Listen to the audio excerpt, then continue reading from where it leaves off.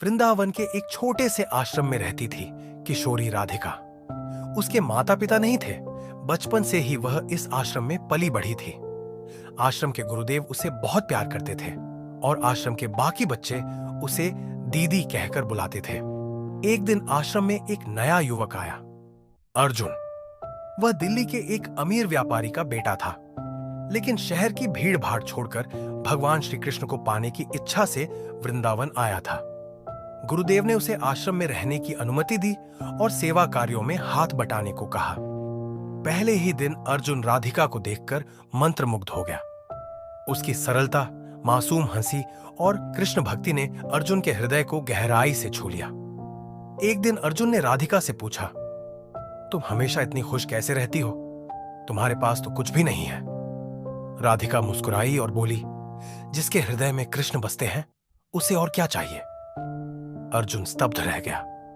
उसे महसूस हुआ कि वह जिस शांति की खोज में यहां आया था वह राधिका के शब्दों में छिपी थी।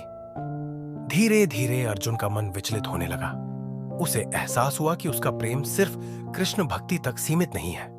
उसके हृदय में राधिका के लिए भी एक विशेष स्थान बन गया है। लेकिन वह दुविधा में था।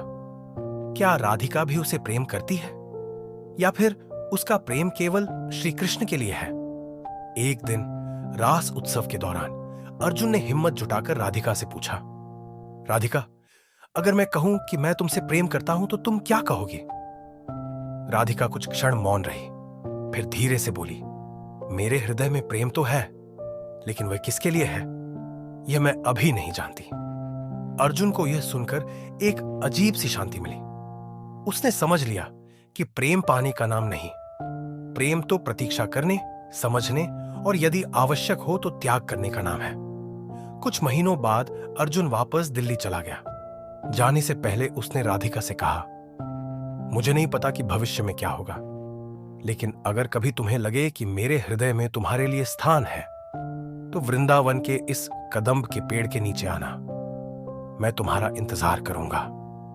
राधिका ने कुछ नहीं कहा, बस श्री कृष्ण की मूर्ति की ओर देखकर हल्की सी मुस्कुराई। 2 साल बाद वृंदावन के उसी कदम के पेड़ के नीचे अर्जुन खड़ा था। उसका हृदय तेजी से धड़क रहा था और उसकी आंखें रास मंडल की ओर देख रही थीं।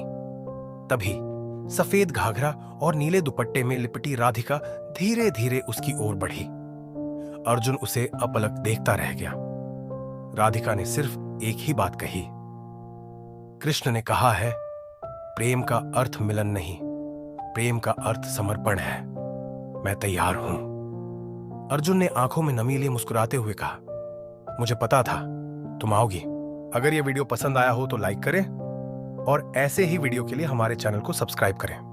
धन्यवाद और मिलते हैं अगले वीडियो में।